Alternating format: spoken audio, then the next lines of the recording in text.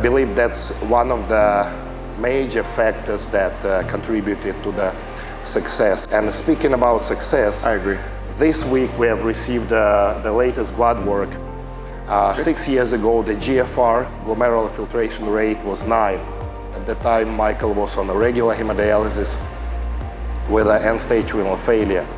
Then throughout the course of the treatment, managed to push it slowly to 11, to 19, then GFR became 21. Then subsequently, when the hemodialysis became only when necessary, and then he was off the hemodialysis. The numbers of the GFR that I remember were a couple of years ago were 29 to 31, and this week we have the result of GFR 45, which generally brings about 80% of the kidney function reversal, and it's pretty remarkable.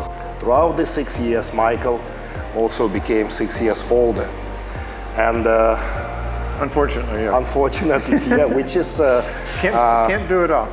You can't undo it. It's pretty much irreversible in terms of the numbers.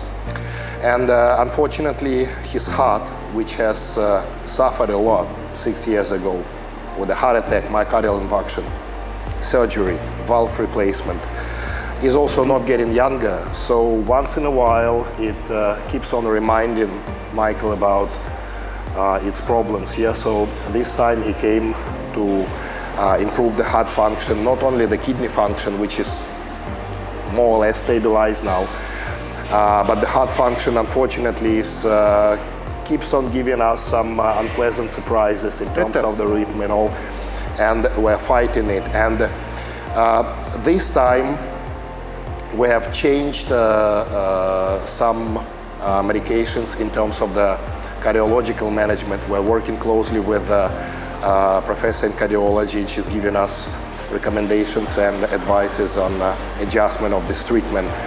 Michael, 1 week ago I told you that apart from the biologicals, apart from the regenerative medicine treatment, we're gonna do changes in terms of the medicinal approach as well. And Michael accepted that well. So what I'm trying to say is that modern medicine and the medicine that we're gonna have tomorrow in future, it should not be a medicine that will emphasize only on the conventional or alternative approaches. I believe that it has to be a holistic approach. It has to be a combination of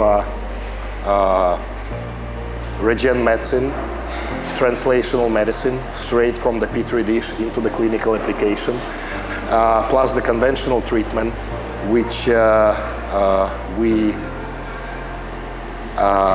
acquire or establish through the evidence-based medicine approach, yeah, which is a common standards in the modern medicine now.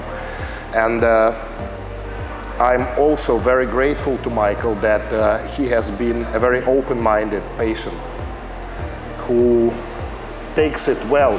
Michael has been a very helpful and supportive and rational person. Plus, he is trusting because he knows that whatever we offer is safe. Yeah, so the safety is the number one criteria when we come to creating the protocols of treatment. Well, there's something that you said, and I guess one of the questions you watching might have is, well, why do I keep coming back? Not just because of my physical state, but why do I keep coming back to EW? And the reason is precisely what you said. It's evidence-based, that we work in collaboration, that it is always a dialogue. It's not the doctor telling me what to do, but it becomes a teamwork or collaboration together. And through that, the evidence, I'm here, my GFR is 41. 45. Sorry, 45, I'm not going to take anything away from it. And that's why I'm here, and that's why I keep coming back to EW. And in fact, I'm working on setting up an EW clinic in South America, in Ecuador, where I'm living now. That's how much I believe in this company and what they do, and in particularly what you do. And I appreciate it from the bottom of my heart. There are some procedures that cause a certain degree of discomfort, I'm not saying pain, it's just not comfortable. There are some that I love, the hyperbaric chamber, I never want to get out of, I just love being in there. But I think it's not just that, it's the staff that's here. It's that the people here are so caring and they are so generous and kind, and they attend to anything and everything that I need. They anticipate what I might need. They check in all the time. Are you okay? How are you doing? Very different than other medical experiences I've had in other places where they put you in a room and you're in an apparatus, and an hour later they came back and they say, okay, you're done. Here, it's the caring and the concern that I think helps the whole environment of growing and rejuvenating and getting better, which is what this is all about. Michael, remember what did I tell you yesterday? How many years ahead are your kidneys looking forward to have? What was the number that I put? How many? Well, I said another 30 years, perhaps. Well, I hope so. In 30 years, I will come back to Malaysia and we will do another GFR, and it will be right. Absolutely, absolutely. And meanwhile, we are taking more emphasis on Michael's heart now, right, because we want to stabilize the rhythm, the cardiac contractility and all. We have the plan for 1 month, for 2 months, for 3 months ahead. That's the immediate plan.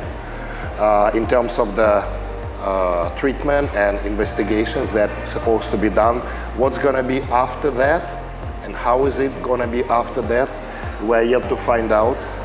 After 3 months, after we finish this treatment course and do the relevant investigations. The last thing that I wanted to discuss, 7 years ago Michael had a valve replacement, and it's an organic valve. It's a porcine valve. And he was told that time that within 8 to 10 years perhaps that valve has to be replaced. And that time, 8 to 10 years, is coming very soon. You know, it's gonna be this year, next year. So far, clinically, frankly speaking, there are no signs that the valve is malfunctioning or failing. We're gonna have the actual confirmation and the assessment of the valve's function in about a month time, when he will do the relevant investigation back at home. But what Michael has suggested is that since the valve is an organic material, could there be a possibility that biologicals, the cell therapy, stem cells, peptide therapy, would also somehow help to support the function of the heart, of the valve, of the graft, and its status, its functionality. That's another thing for us to find out.